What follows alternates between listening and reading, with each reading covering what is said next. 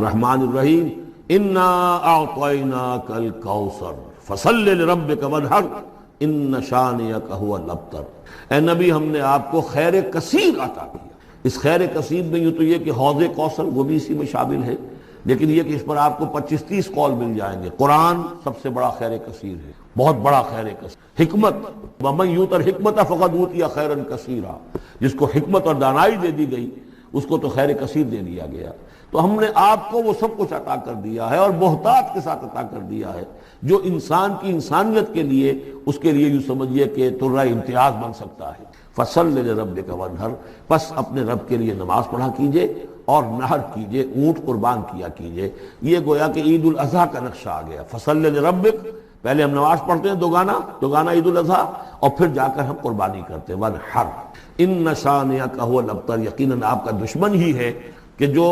دم کٹا ہو جائے گا۔ اس کا پس منظر یہ ہے کہ جب حضور کے ایک صاحبزادے بچپنی میں فوت ہو گئے تو کچھ جو کفار تھے مکے کے، انہوں نے بڑی خوشیاں منائیں کہ ایک ہی بیٹا تھا، باقی تو ان کی بیٹیاں ہیں۔ آپ کو معلوم ہے کہ 4 بیٹیاں تھیں حضور کی صلی اللہ علیہ وسلم، لیکن یہ کہ بیٹا جو تھا وہ ایک ہی تھا، وہ اللہ نے اٹھا لیا، تو بڑے خوشیاں منائی گئیں کہ یہ تو اب دم کٹا جیسے ہوتا ہے جس کا کوئی پیچھے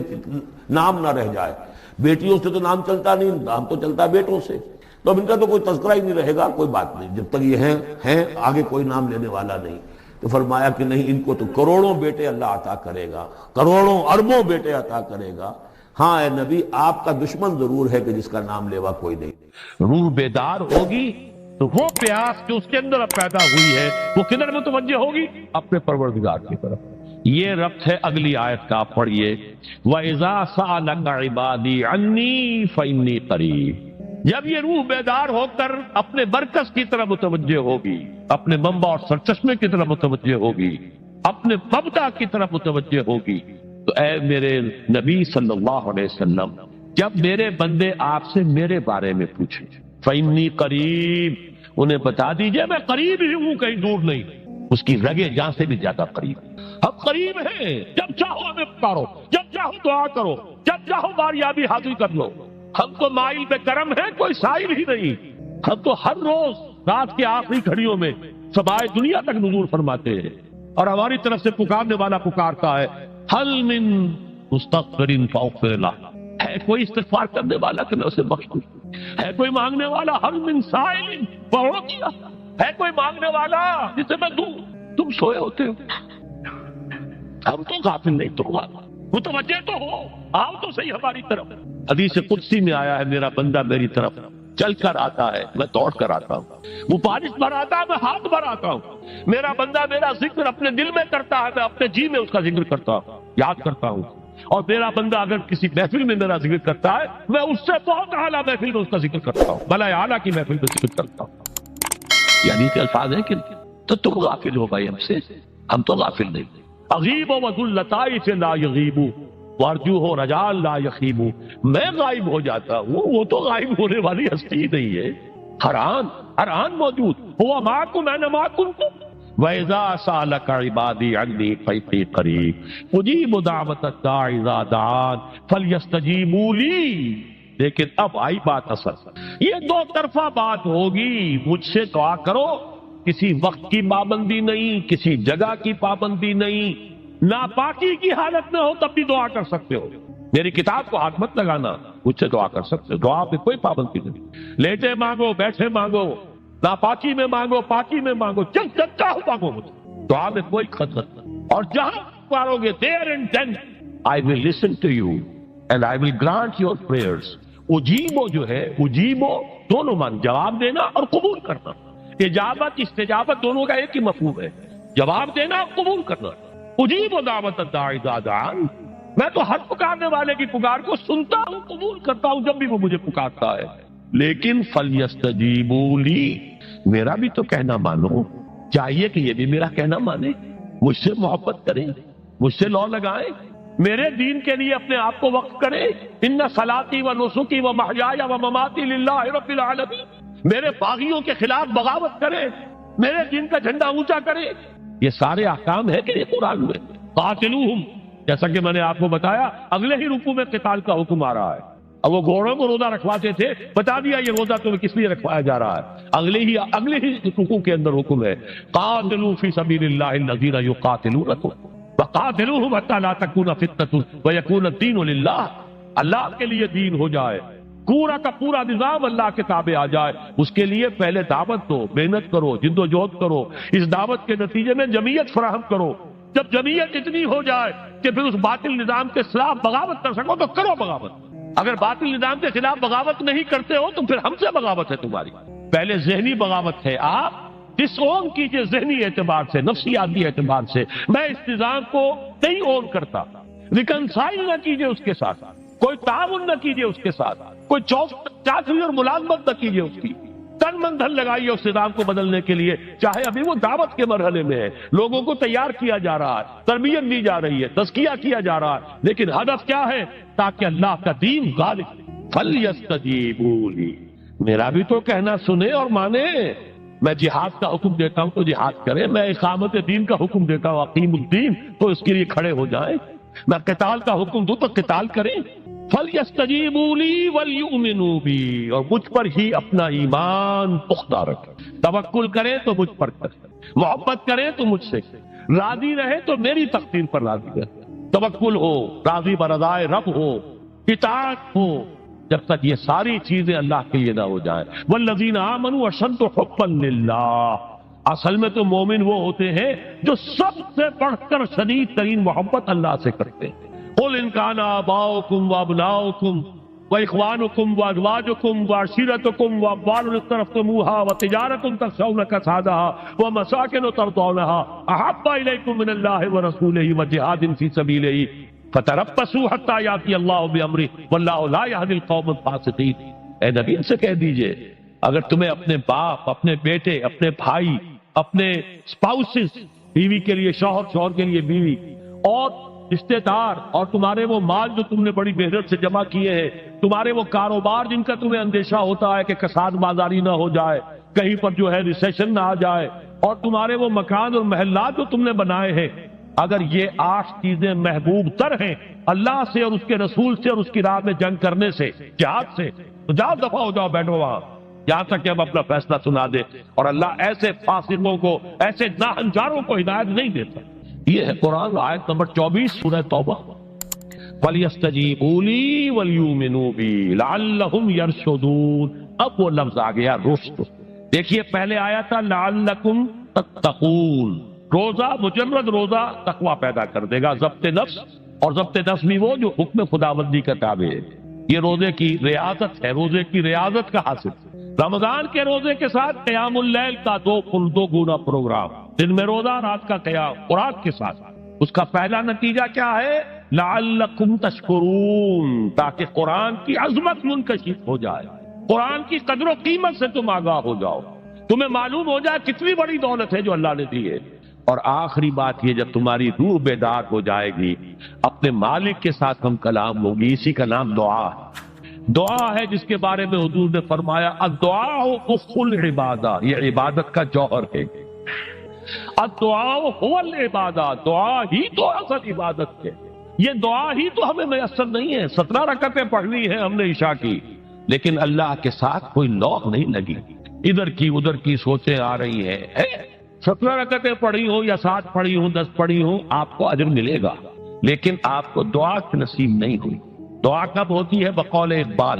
یہ جو میرے اندر ہے فائنائٹ ایگو، انائے صغیر، انا میں، یہ چھوٹی سی انا ہے، اس انائے کبیر، اس انائے کبیر کے لیے سب سے بڑی جو مظہر آیت ہے قرآن مجید میں وہ سورہ طٰہٰ، اننی انا اللہ لا الہ الا انا، میں ہوں وہ اللہ جس کے سوا کوئی نہ، اننی انا اللہ لا الہ الا انا، یہ ہے فاعبدنی واقم الصلاۃ لذکری، یہ انائے کبیر ہے، infinite ego, Allah, Allah, the big انا، اور یہ چھوٹی سی انا ہے، انا میں۔ جب یہ انائے صغیر انائے کبیر کے روبرو آتی ہے، ہم کلام ہو، یہ ہے دعا۔ اگر یہ جاگی ہی نہیں، بیدار ہوئی نہیں، ہم کلام ہوئی نہیں، تو دعا تو حاصل نہیں ہوئی، مخ عبادت جو ہے، جوہر عبادت کا حاصل نہیں ہوا۔ ہاں ایک شکل ہے عبادت کی، مراسم عبودیت ہے، یہ اشکال ہے، رہ گئی رسم ادا روح بلالی نہ رہی، فلسفہ رہ گیا تلقین غزالی نہ رہی، ایک شکل ہے، تم نے کر لی، اجر ملے گا، آخر وقت نکالا ہے، آپ اللہ کے سامنے کھڑے ہوئے ہیں، اجر سے محنت کا جو اجرت وہ دے گا، لازم اس پر بھی دے گا، لیکن حقیقت صلاۃ کوئی اور شے۔ اسی لیے کہا محمد رسول اللہ علیہ صلی اللہ علیہ وسلم الصلاۃ معراج المومنین، اہل ایمان کے لیے یہ معراج کے درجے کی شے ہے، معراج میں مکالمہ ہوا تھا، التحیات للہ والصلوات والطیبات، یہ حضور نے فرمایا، السلام علیکہ ایھا النبی ورحمۃ اللہ وبرکاتہ، کس نے کہا؟ اللہ نے فرمایا، السلام علینا وعلی عباد اللہ الصالحین، حضور نے فرمایا اس سلامتی میں تمام اللہ کے نیک بندوں کو شامل کر رہا ہوں، سلامتی مجھ پر بھی ہو اور تمام اللہ کے نیک۔ یہ مکالمہ ہے، مخاطبہ ہے، جب تک یہ مکالمے اور مخاطبے کی شکل نہیں، اگر وہ انائے صغیر جاگی ہی نہیں، سوئی ہوئی ہے، بے ہوش ہے، پڑی ہوئی ہے، سسک رہی ہے یا مر چکی ہے، روح مر بھی جاتا ہے، جسم زندہ ہے، روح مر، جسم جان کے ساتھ زندہ ہے، حیوان انسان زندہ ہے، انسان مر چکا، اس لیے قرآن کہتا ہے نبی یہ مردہ ہے، اموات غیر احیاء، یہ نہیں سنتے ہیں، یہ آپ کو سمجھتے ہیں آپ کے یہ بڑے غور سے سن رہے ہیں، نہیں سن رہے ہیں، یہ تو مردہ ہے، روحانی طور پر مردہ ہے، ان کی روح مر چکی ہے، یہ تو حیوان رہ گیا ہے زندہ صرف، یہ چلتے پھرتے مقبرے ہیں، یہ چلتے پھرتے تعزیے ہیں، اس کے سوا کچھ نہیں۔ یہ ابو جہل کون ہے اور ابو لہب کون ہے؟ یہ حیوان ابو جہل ہے اور حیوان ابو لہب ہے۔ ظاہر بات ہے کہ آنکھ تو کتے کی بھی ہے اور بلی کی بھی ہے اور کان کتے کی بھی ہے، بلی کے بھی ہے، کتا بھی دیکھ کر گاڑی آ رہی ہے تو اپنے آپ کو بچاتا ہے، تم نے بچا لیا تو کون سا بڑا کمال کیا۔ وہ اندر کا انسان مر چکا ہے، یہ انسان اندر کا روحانی وجود یا مر چکا یا سسک رہا ہے یا دبا ہوا ہے، بے ہوش ہے، یہ بیدار ہو اور ہم کلام ہو، افلاک سے آتا ہے نالوں کا جواب آخر، کرتے ہیں خطاب آخر، اٹھتے ہیں حجاب آخر، آتا ہے اللہ جواب دیتا ہے، اجیب دعوت الداعی اذا دعان، روحانی کان کھلے ہو تو تم جواب سنو گے، ان کانوں سے نہیں، وہی جب محمد پر آئی تھی ان کانوں سے نہیں آئی تھی، وہ دل پر اتری تھی براہ راست، فإنہ نزلہ علی قلبک، ان کانوں کا ان آنکھوں کا سوال نہیں ہے، وہ دل پر براہ روح ہے محمدی پر، یہ روح اسی لیے وہی کو بھی روح کہا گیا ہے، لانے والا بھی روح، اور روح الامین جس پر لایا گیا وہ بھی روح محمدی، جس کا مسکن ہے قلب محمدی، اور جو لائی گئی وہ بھی روح ہے۔ وَكَذَلِكَ أَوْحَيْنَا إِلَيْكَ رُوحًا مِّنْ أَمْرِنَا، یہ قرآن ہم نے نازل کیا، ایک روح ہے اے محمد جو آپ پر نازل کی، مَا كُنْتَ تَدْرِي مَا الْكِتَابُ وَلَا الْإِيمَانُ، اس سے پہلے تو آپ کو کچھ پتہ نہیں تھا کتاب کیا، شریعت کیا، ایمان کیا، وَلَكِنْ جَعَلْنَاهُ نُورًا، ہم نے اس قرآن کو نور بنا کر آپ پر اتارا ہے، یہ ہے، اس کے لیے ہے اصل رشد۔ اب آخری لفظ آیا رشد، یہ گویا کہ جو مختلف الفاظ ہے قرآن میں، کامیاب، فائزون، اتم الصیام الی اللیل، پھر اب روزے کو پورا کرو رات تک، الی اللیل میں پھر بڑی بحثیں ہوئی ہیں، اس لفظ کی مناسبت سے اہل تشیع اس کے قائل ہیں کہ جب کہ خوب اندھیرا ہو جائے، لیکن اہل سنت کا اجماع ہے کہ غروب آفتاب اس سے مراد، اس لیے کہ آغاز رات کا غروب آفتاب کے ساتھ، اور اس میں بھی احادیث کے اندر آیا ہے کہ تعجیل کرنی چاہیے۔ بعض لوگ وہی جو میں نے عرض کیا کہ تقویٰ کے تحت جو ہے جیسے کہ سفر میں بھی روزے رکھتے ہیں یا 104 بخار کے درجے میں بھی وہ روزہ قضا کرنے کو تیار نہیں ہوتے، ایسے ہی وہ تاخیر کرتے ہیں اپنے تقوی کے حساب سے، کہیں ایسا نہ ہو، کوئی غلطی نہ ہو جائے، کہیں یہ نہ ہو جائے، کہیں وہ نہ ہو جائے، تو پھر اس کے اندر وہ افطار میں، تو آپ نے فرمایا کہ قوم جو ہے اسی وقت صحیح رہے گی جبکہ وہ افطار میں عجلت سے کام، یعنی سحری کے اندر بہت زیادہ جلدی کرنے کی ضرورت نہیں، اگر اذان ہو رہی ہے اس کے دوران بھی اگر کچھ کھا پی رہے ہو تو کھا پی لو، مکمل کرو۔ اسی طریقے سے افطار کے اندر جو ہے وہ تاخیر کرنے کی ضرورت نہیں، سورج کے غروب کے ساتھ افطار کرنا۔ وَلَا تُبَاشِرُوهُنَّ وَأَنْتُمْ عَاكِفُونَ فِي الْمَسَاجِدِ، ہاں اپنی بیویوں سے تم مباشرت نہ کرو، تعلق زن و شوق قائم نہ کرو جبکہ تم مسجدوں کے اندر معتکف، یہ اعتکاف کا ذکر ہو گیا۔ رمضان کے آخری عشرے میں یہ اعتکاف جو مسنون ہے کہ 21ویں شب سے شروع ہو جائے گا، یعنی 20واں روزہ ختم ہوا اس کے ساتھ یہ اعتکاف شروع ہو گیا، اور پھر اعتکاف مسنون جو ہے وہ جب تک کہ چاند نظر نہ آ جائے شوال کا، عید کا، اس وقت تک یہ اعتکاف جاری رہے گا۔ یہ ہے مسنون اعتکاف، اس کی کیا حکمت ہے وہ میں بعد میں عرض کروں گا، تو یہ حکمت جو ہے اس کے حوالے سے گفتگو بعد میں ہو جائے گی، لیکن یہاں یہ بتا دیا گیا کہ یہ جو رمضان کی 20 راتوں میں اجازت دی گئی ہے اپنی بیویوں کے ساتھ ہم بستری کی، وہ اس معتکف کے لیے نہیں ہے جو مسجد میں معتکف ہے، تو ہاں اس کی اہلیہ آ سکتی ہے وہاں ملاقات کے لیے، کسی مشورہ کوئی کرنا ہے بہت ضروری ہے، آ جائے، ملاقات ہو سکتی ہے، لیکن یہ کہ مباشرت نہیں ہو سکتی، وہ حرام۔ فرمایا وَلَا تُبَاشِرُوهُنَّ وَأَنْتُمْ عَاكِفُونَ فِي الْمَسَاجِدِ تِلْكَ حُدُودُ اللَّهِ، یہ اللہ کی حدود ہے، شریعت اسلامی کی یہ حدود ہے، فَلَا تَقْرَبُوهَا، تو ان کے قریب تک مت جاؤ۔ قرآن مجید میں اس اعتبار سے دو انداز تعبیر ہے کہ اللہ کی حدود ہے فَلَا تَعْتَدُوهَا، یہ اللہ کی حدود ہے، ان سے تجاوز نہ کرو، اس حد کو پھلانگ نہ جاؤ، اس حد سے آگے نہ گزر جاؤ۔ یہاں ہے تقربوها، اللہ تعالیٰ کی حدود کے قریب تک نہ جاؤ۔ اس کی وجہ ایک حدیث میں بیان کر دی گئی ہے کہ جیسے ہر بادشاہ کی ایک چراگاہ ہوتی ہے، وہ صرف شاہی جو بھی ہے جانور ہیں ان کے، یا گھوڑے ہیں یا کوئی اور ہیں، ان کے چرانے کے چرنے کے لیے ہے، وہاں پہ کوئی رعایت کا کوئی آدمی اپنی بھیڑ بکریاں وغیرہ نہیں لے جا سکتا، وہ حما کہلاتا تھا کہ یہ شاہ کے لیے مخصوص ہے، لکل ملک حمن وحم اللہ محارمہ، اللہ بھی بادشاہ ہے کائنات کا، ارض و سما کا، اس نے بھی جن چیزوں کو حرام کر دیا ہے وہ حما، اس میں داخل نہیں ہونا تمہیں۔ تو فرمایا کہ جو چرواہا اپنی بھیڑوں کو بالکل اس کی آخری حد تک لے جائے گا تو اندیشہ ہے کہ کوئی بھیڑ کوئی بکری چھلانگ لگائے اور اس چراگاہ میں داخل ہو جائے، اس لیے کیپ ایٹ اے ڈسٹینس،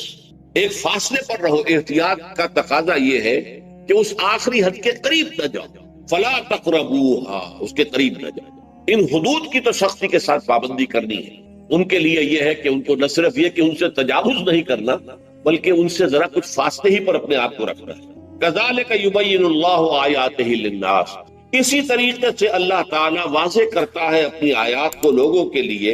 وَلَعَلَّهُمْ يَتَّقُونَ، اور تاکہ وہ پھر تقویٰ کریں، بچیں۔ جب احکام معلوم ہو گئے اب بچنا آسان، جب احکام معلوم نہیں تو اندیشہ ہے کہ کہیں کسی حرام کے اندر جو ہے وہ ملوث ہو جائے۔ جیسے کہ ایک حدیث میں آتا ہے کہ الحلال بین والحرام بین وبینہما مشتبہات، حلال کیا ہے یہ بھی واضح ہے، حرام کیا ہے یہ بھی واضح ہے، البتہ ان دونوں کے مابین کچھ چیزیں ہوتی ہیں متشابہات، پتہ نہیں حلال ہے کہ حرام ہے، تو تم بچو، ان چیزوں سے بھی بچو، اس لیے کہ اس کے اندر حرام ہونے کا اندیشہ ہے، لہذا ان سے بھی بچو۔ جو صریحاً حلال ہے اسی پر اکتفا، جن کے بارے میں تعین نہیں ہو پا رہا ہے کہ وہ حلال ہے، البتہ یہ بھی ثابت نہیں ہو رہا ہے کہ وہ حرام ہے، تو ان سے بچ، یہ تقویٰ کا تقاضا ہے۔ اگرچہ قانونی اعتبار سے یہ کہا جائے گا کہ وہ مباح، جس شے کی حرمت کا ثبوت ہمیں کتاب اللہ اور سنت رسول سے نہ ملے وہ مباح ہے، لیکن یہ ہے کہ تقویٰ کا تقاضا یہ ہے، قانون کا تقاضا یہ کہ مباح کو آپ اختیار کریں گے تو آپ پر گرفت نہیں ہوگی، اس لیے کہ اس کی حرمت ثابت نہیں ہے، لیکن تقویٰ کا تقاضا یہ ہے کہ آپ صرف اس شے پر اکتفا کریں کہ جس کے حلال ہونے کے لیے ثبوت اور دلیل موجود۔ تو یہ ہے کہ تلک حدود اللہ فلا تقربوها کذالک یبین اللہ لکم للناس آیاتہ للناس لعلہم یتقون۔ یہ احکام ہے تکمیلی روزے کے، جس کے ضمن میں میں نے کچھ احادیث نبویہ کے حوالے سے بھی ان کی مزید وضاحت کر دی۔ اب یہ تیسری بات، روزے کا اصل حاصل کیا ہے؟ اب پہلی آیت پر ہمیں توجہ دینی ہوگی، یا ایھا الذین آمنوا کتب علیکم الصیام، اہل ایمان تم پر روزہ فرض کیا گیا، لکھ دیا گیا، طے کر دیا گیا، اگرچہ جیسا کہ میں نے عرض کیا یہ ابتدائی حکم ہے اور اس میں وجوب علی التخییر وہ بعد میں آ چکا دوسری آیت، کما کتب علی الذین من قبلکم، جیسے کہ یہ فرض کیا گیا تھا ان پر جو تم سے پہلے تھے، یعنی یہود اور نصارہ، ان پر بھی یہ روزہ جو ہے یہ فرض تھا۔ البتہ احکام مختلف ہو گئے، جیسے جمعے کا دن، اور جمعے کو چھوڑ کر یہودیوں نے سبت کا دن اختیار کیا، عیسائیوں نے جو ہے وہ سنڈے کو اختیار کر لیا، لیکن احکام میں فرق ہے، وہاں پورے سبت کے دن، ہفتے کے دن کاروبار دنیاوی مطلقاً حرام، لیکن ہمارے ہاں شریعت کے اندر آسانی پیدا کی گئی کہ صرف جمعے کی اذان سے لے کر نماز ادا ہو جانے تک وہ حرام ہے، لیکن باقی یہ ہے کہ اس سے پہلے بھی اگر کرو اور بعد میں جب فَإِذَا قُضِيَتِ الصَّلَاةُ فَانتَشِرُوا فِي الْأَرْضِ وَابْتَغُوا مِن فَضْلِ اللَّهِ، جب نماز ادا ہو چکے تو جاؤ، منتشر ہو سکتے ہو زمین میں اور اللہ تعالیٰ کے فضل کو تلاش کر سکتے ہو۔ تو اسی طریقے سے اگرچہ حکم روزہ جو ہے وہ تو سابقہ امتوں میں بھی تھا، لیکن یہ اس کے احکام جو ہے ان کے اندر تغیر و تبدل ہے۔ کتب علیکم الصیام کما کتب علی الذین من قبلکم لعلکم تتقون، تاکہ تمہارے اندر تقوی پیدا ہو۔ اب یہ ہے حکمت صوم کی پہلی آیت۔ تقوی کسے کہتے ہیں؟ بچپن، کس چیز سے بچپن؟ اللہ نے جو چیزیں حرام کی ان سے بچنا، اللہ کے احکام کو توڑنے سے بچنا۔ دیکھیے یہ لفظ جو ہے اس کا مادہ ہے وا، آف اور یا، وقا۔ وقا یقی کے معنی ہے کسی کو بچانا۔ ہم دعا مانگتے وقنا عذاب النار، اے اللہ ہمیں آگ کے عذاب سے بچا دے، لیکن اتقا بنتا ہے باب افتعال، واو تے میں شامل ہو گئی تو اتقا، اور اسی سے تقویٰ ہے۔ تقویٰ کے معنی کیا ہے؟ بچنا، خود بچنا۔ وقا یقی دوسرے کو بچانا، بچنا اللہ کے احکام کو توڑنے سے، اللہ کی حرام کردہ چیزوں میں ملوث ہونے سے، اللہ کے غضب سے، غصے سے، اللہ کی ناراضگی سے، اور آخرت میں اللہ کے عذاب سے۔ یہ بچنے کی روش ہے، پوری زندگی میں بھی اس کو جاری رکھنا۔ یہ تقویٰ زندگی میں کیا ہوگا؟ اللہ کے احکام کو توڑنے سے بچنا، اللہ کی حرام کردہ چیزوں میں ملوث ہو جانا، ان کا استعمال کھانے پینے سے متعلق ہو یا وہ شہوت سے متعلق ہو یا کسی اور چیز سے متعلق ہو، اس سے بچنا۔ اور یہ بچنا جو ہے آخرت میں نتیجہ خیز ہوگا، جہنم سے بچاؤ ہو جائے گا، آگ کے عذاب سے نجات مل جائے۔ اچھا روزے کا اس سے تعلق کیا ہے یہ سمجھ لیں۔ دیکھیے ہمارے گناہوں کا سب سے بڑا سبب ہمارے نفسانی تقاضے ہیں۔ ہم ایک حیوان بھی ہیں اور حیوان سے بڑھتر بھی کچھ ہے، وہ میں بات کروں گا، لیکن حیوان تو ہے۔ جیسے ہر حیوان کو کچھ خوراک کی ضرورت ہے، ہمیں بھی ضرورت ہے۔ ہر حیوان کو بقائے نسل کا معاملہ جنسی ہے، وہ ہمارا بھی ہے۔ ہر حیوان کو کوئی نہ کوئی سر چھپانے کی جگہ چاہیے، کوئی گھونسلہ ہو، کوئی کھو ہو، کوئی بل ہو، کچھ بھی ہو اس سے چاہیے آخر۔ اسی طریقے سے ہمارے سارے تقاضے، حیوانات کو بھی آرام چاہیے، ہمیں بھی آرام چاہیے۔ یہ حیوانی تقاضے جو ہے جن کو ہم کہیں گے اینیمل انسٹنکٹس، ہمارے وجود کے اندر ہے یہ، اور ان کا تقاضا ہمارے اندر سے ابھرتا۔ اسی کو انڈین لیبیڈو کہا ہے فرائڈ نے۔ جدید نفسیات کا بابا آدم جو ہے وہ فرائڈ، اس نے اسے انڈ اور لفٹ سے تعبیر کیا، اس سے اوپر سیلف کو لایا، اور اس کے بعد جو ہے وہ سپر ایگو ہے۔ تو یہ تین درجے اس نے متعین کیے ہیں، اور میں اس کی دقت نظر، ایکیوٹی آف آبزرویشن کا بہت قائل ہوں۔ اگرچہ نظریات کا جو نتیجہ اس نے نکالا ہے وہ غلط ہے، لیکن ایکویٹی آف آبزرویشن کا قائل ہوں کہ اس نے انسانی شخصیت کے 3 لیولز کو آئیڈینٹیفائی کیا۔ یہی 3 لیولز ہمارے ہاں، نفس، قلب، روح، یہ 3 لیولز۔ اس نے کہا انڈ اینڈ لیبیڈو یہ لوسٹ ہے، پھر ایگو، سیلف، پھر سپر ایگو۔ 3 لیول وہ بھی مانتا، اگرچہ ان کی تعبیر اس نے غلط کی ہے، لیکن جہاں تک انڈ اور لیبیڈو کی تعبیر ہے وہ صحیح ہے، وہ حیوانی تقاضا۔ اچھا ان حیوانی تقاضوں کے بارے میں یہ بات بالکل واضح رہنی چاہیے کہ یہ اندھے بہرے ہیں، انہیں صرف اپنی گریٹیفیکیشن، اپنے تسکین سے جو ہے ساری بحث ہے، اس سے کوئی غرض نہیں کہ حلال ذریعے سے ہو حرام ذریعے سے ہو۔ پیٹ کھانے کو مانگتا ہے بھوک کے اندر، اب آدمی جو ہے حرام کے اندر بھی بیمار بیٹھتا ہے، یہاں تک کہ خود شریعت اجازت دیتی ہے کہ اگر جان پر بن جائے آدمی جو ہے وہ فاقے سے مر رہا تو وہ کوئی حرام چیز کھا کر بھی اپنی جان بچا سکتا ہے، لیکن عام حالات میں نہیں۔ لیکن ہو سکتا ہے ہمارا چٹخارا جو ہے وہ حرام کی طرف ہمیں لے جائے، کسی کو واقعتاً اللہ نہ کرے کہ سور کے گوشت کا چسکا لگ جائے، وہ اس کے بغیر بچتا ہی نہیں، کھاتا ہے، شراب کی عادت ہو گئی پیتا ہے، یہ نہیں۔ تو ہمارا پیٹ مانگتا ہے اور اسے اس سے غرض نہیں کہ حلال سے کھایا ہے یا حرام سے کھایا ہے۔ ہماری شہوت اپنی تسکین چاہتی ہے، اسے اس سے غرض نہیں کہ حلال سے یا حرام سے، جائز سے یا ناجائز سے۔ اسی طریقے سے ہمارے تمام تقاضے جو حیوانی ہیں، ایک تو یہ کہ بہت زوردار ہے، اور چونکہ وہ اندھے بہرے ہیں لہذا جو قرآن میں کہا گیا ان النفس لامارۃ بالسوء، یہ نفس تو بدی کا حکم دیتا ہی ہے، یہ گویا کہ اس کے اندر رجحان جو ہے انہیرنٹ ہے کہ وہ بدی کی طرف انسان کو ترغیب دلاتا ہے، چاہے وہ اپنی ضروریات سے متعلق ہو، چاہے چٹخاروں سے متعلق ہو، چاہے جو بھی لذت اسے درکار ہے اس سے متعلق ہو، چاہے وہ جنسی لذت ہے اور چاہے وہ طعام کی، یعنی جسے ہم کہتے ہیں کہ انسان جو ہے وہ اپنے پیٹ اور فرج کا غلام بن کر رہ جائے، اس لیے کہ جو تقاضا بھی آیا ہے اس کو پورا کرنا۔ یہ جو کیفیت انسان کی ہے اس کے لیے ایک مشق جو ہے وہ روزہ فراہم کرتا ہے۔ روزے کے آپ نے 12، 13، 14 گھنٹے کا بھی روزہ ہوتا ہے، بعض جگہوں پر 16، 17 گھنٹے کا روزہ ہوتا ہے۔ اس عرصے میں آپ اپنے نفس کو حلال چیزوں سے بھی روکے رکھتے ہیں، اس منہ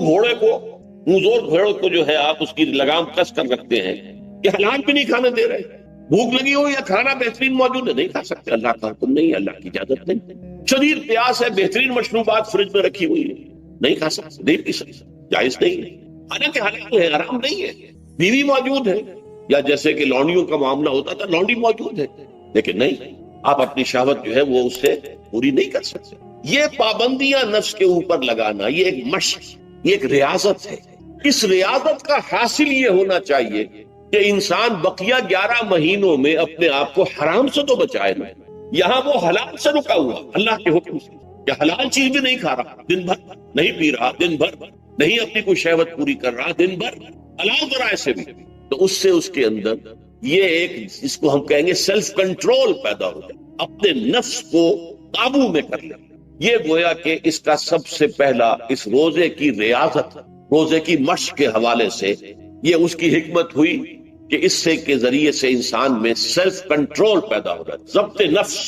یہاں پہ تھوڑی سی میں وضاحت کر دوں، رہبانیت کے اندر آپ کو معلوم ہے کہ سیلف اینیہیلیشن، انگریزی الفاظ جو ہیں وہ زیادہ بعض لوگوں کے لیے واضح ہوں گے، نفس کشی، نفس کو کچل دینا، ختم کر دینا، مار دینا، یہ رہبانیت میں ہوتا، اسلام میں نہیں۔ اسلام کا نظام بڑا متوازن ہے۔ ان لنفسک علیک حقا وان لزوجک علیک حقا وان لزورک علیک حقا، حضور نے فرمایا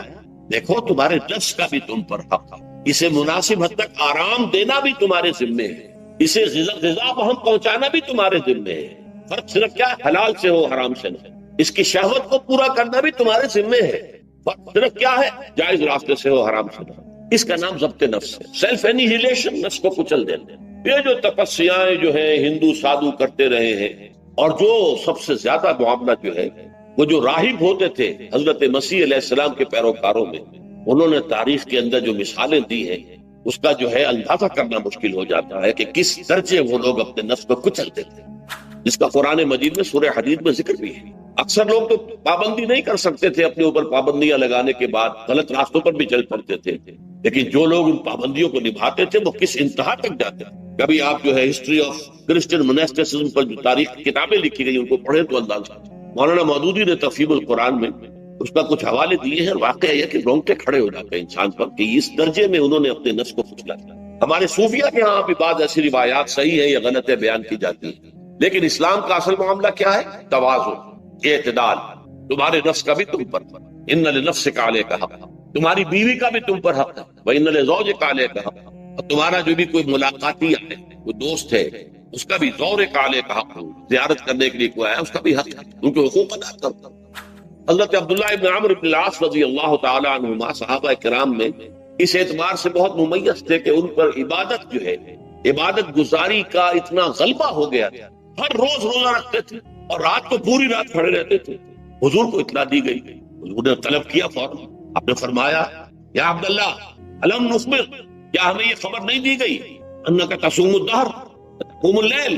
کہ تو ہمیشہ رات کو کھڑا رہتا اور ہر روز روزہ رکھتا ہے۔ ظاہر بات ہے حضور کے حضور میں جھوٹ کیسے بولتے ہیں، ویسے بھی جھوٹ بولنے کا سوال نہیں صحابے کے لیے، تو عرض کیا بلا یا رسول اللہ، یہ تو صحیح ہے، فرمایا لا تفعل، عربی کا مت کرو، فإن لنفسك عليك وإن لزوجك عليك وإن لزورك عليك، تمہارے نفس کا بھی تم روزہ رکھو بھی اور افطار بھی کرو۔ بہترین روزہ جو ہے وہ حضرت داؤد علیہ السلام کا تھا، ایک دن روزہ رکھتے تھے، ایک دن افطار تھا، لیکن یہ ہے کہ آپ ہفتے میں 2 دن روزے حضور کے ہیں، سوموار کو اور جمعرات، مہینے میں 3 روزے، یہ ہے، اس میں گویا کہ سنت پر عمل بھی ہو جائے گا، لیکن یہ کہ ہمیشہ روزہ رکھو، بلکہ یہاں تک کہا گیا ما صام من صام الدہر، جو ہمیشہ روزہ رکھتا ہے اس نے کوئی روزہ رکھا ہی نہیں۔ کیا مطلب؟ یہ تو اس نے اپنی ہیبٹس بدل لی ہے، ہیبٹ ہو گئی ہے یہ کہ سارا دن بھر نہیں کھانا، صبح کھانا، شام کو کھانا، بس یہ تو اس نے اپنی ہیبٹ بدل لی ہے، روزہ ہیبٹ بن گیا۔ ما صام من صام الدہر، جس نے ہمیشہ روزہ رکھا اس نے کوئی روزہ رکھا ہی نہیں، اس لیے کہ روزہ تو در حقیقت اس شخص پر شاخ گزرتا ہے جس کو عادت ہے دن میں کھانا کھانے کی، اس کو دن کے اندر 3 کھانے کھانے کی عادت ہے، تبھی تو وہ شاخ گزرے گا۔ اگر وہ عادت ہی آپ نے بدلنی ہے تو ظاہر بات ہے کہ پھر روزے کی جو برکت ہے وہ تو ظاہر نہیں ہوگی۔ تو بہرحال اس اعتبار سے غور کیجئے کہ یہ پہلا حکم جو ہے روزے کا، لعلکم تتقون، تاکہ تمہارے اندر تقوی پیدا ہو جائے، اپنے نفس پر کنٹرول پیدا ہو جائے۔ اس کو یوں سمجھیے کہ یہ ایک بڑا منہ زور گھوڑا ہے، ہمارا جو نفس ہے، ہمارا جو جسم ہے، حیوانی نظام، اس پر ہماری خودی یا ہماری انا یا ہماری ایگو یا ہمارا سیلف، یہ اس پر حکمران ہے، اس کا گھوڑے کا سوار ہے۔ اب اگر گھوڑا منہ زور ہے اور سوار کے قابو میں نہیں ہے تو کیا نتیجہ نکلے گا؟ اب وہ گھوڑے کے اختیار میں ہے، سوار صاحب کی جان جو ہے وہ جا کر پٹک دے، کہیں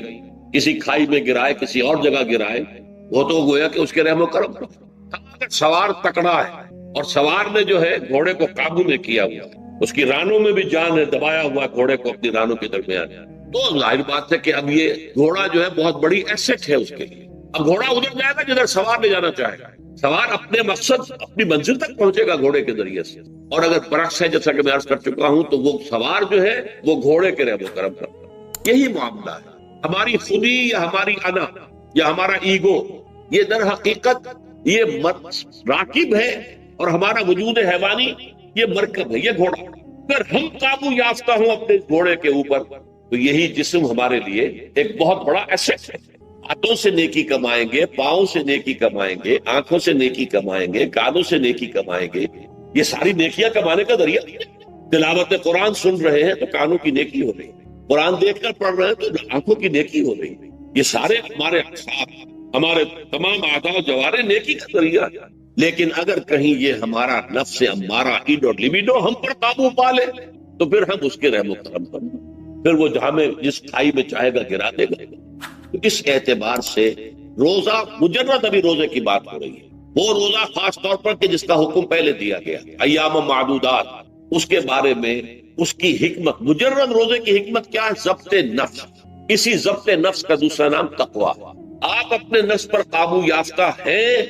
اور پھر اللہ کے سامنے جھک رہے ہیں، یہ ہوئی نا اصل بات۔ آپ اللہ کے سامنے تو جھک رہے ہیں، اے اللہ میں تیری ہی بندگی کرتا ہوں اور کروں گا، نفس پر قابو ہے ہی نہیں، تو آپ کا یہ کہنا مہمل ہو جائے گا، نفس کا تقاضا ابھرے گا اور آپ اس کے آگے ہاتھ جوڑ کر کھڑے ہو جائیں گے۔ تو گویا کہ جو آپ نے کہا تھا ایاک نعبد و ایاک نستعین، اس کی پیروی کرنا، اس کو پورا کرنا، اس کا تقاضا بجا لانا آسان کام نہیں ہے۔ جو بھی گویا مسلمانوں پہ لڑتا ہوں کہ دانم مشکلات لا الہ، جب میں کہتا ہوں کہ میں مسلمان ہوں تو میں مجھ پر کب کب اتاری ہو رہی ہے، اس لیے کہ مجھے معلوم ہے کہ لا الہ کہنے کا مقصد کیا ہے، مطلب کیا ہے، اس کے تقاضے کیا۔ تو روزہ مجرد روزے کی غرض و غایت تقویٰ یا ضبط نفس، یعنی سیلف کنٹرول، اور اس سیلف کنٹرول کے ساتھ اپنے پورے وجود کو اللہ کے سامنے جھکا دیں، یہ عبادت ہے۔ اب آئیے رسول کے نقش قدم پر نہیں چل، قرآن پر ایمان کے دعوی ہیں، قرآن جس شے کو حرام ٹھہرا رہا ہے اسے اپنے لیے جائز کیا ہوا ہے۔ اللہ کے رسول فرماتے ہیں ما آمن بالقرآن من استحل محارمہ، جو قرآن کی حرام کردہ کسی شے کو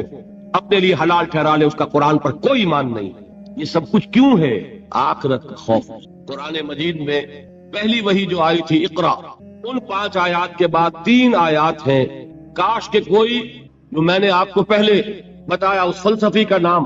جس نے 2 کتابیں لکھی کانٹ، کاش کہ کوئی اسے یہ 3 آیات پڑھا دیتا۔ اقبال نے کہا تھا نا نیٹشے کے بارے میں، اگر ہوتا وہ مجذوب فرنگی اس زمانے میں تو اقبال اس کو سمجھاتا مقام کبریا کیا ہے۔ اگر کانٹ کہیں ہوتا اور اسے یہ 3 آیات کوئی پڑھا دیتا، کلا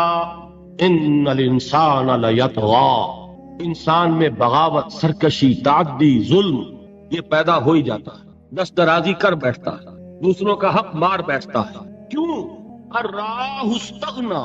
کہ وہ دیکھتا ہے کوئی پکڑ نہیں ہے۔ اگر میں انگارہ ہاتھ میں پکڑوں ہاتھ جل جائے گا، اگر زبان پر رکھوں زبان جل جائے گی،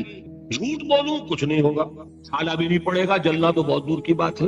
میں حرام خوری کر رہا ہوں، مجھے کوئی تکلیف نہیں پہنچ رہی، پھل رہا ہوں، پھول رہا ہوں، پھیل رہا ہوں، میری عزت بڑھ رہی ہے، لوگ میرے سے جھک کر مل رہے ہیں۔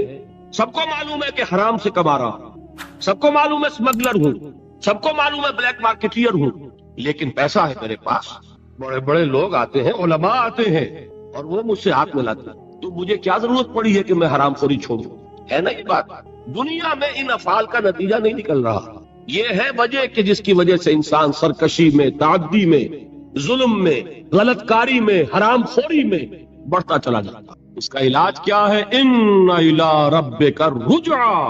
یقیناً تیرے رب کی طرف لوٹ کر جانا ہے، دیر ضرور ہے اندھیر نہیں ہے، بدلہ مل کر رہے گا، ہر ایک کو اپنے کیے کا پورا پورا بدلہ۔ ایک میں آپ کو خطبہ سناتا ہوں نہج البلاغہ کا، جو بھی مرتب ہے اس نے حضور کے کچھ خطبات بھی جمع کیے ہیں، حضور کا ایک سادہ سا خطبہ ہے، اس سے آپ کو اندازہ ہوگا ایمان بالآخرہ پر کس درجے حضور نے زور دیا ہے۔ واللہ لتموتن کما تنامون، خدا کی قسم تم سب کے سب مر جاؤ گے جیسے روزانہ رات کو سو جاتے،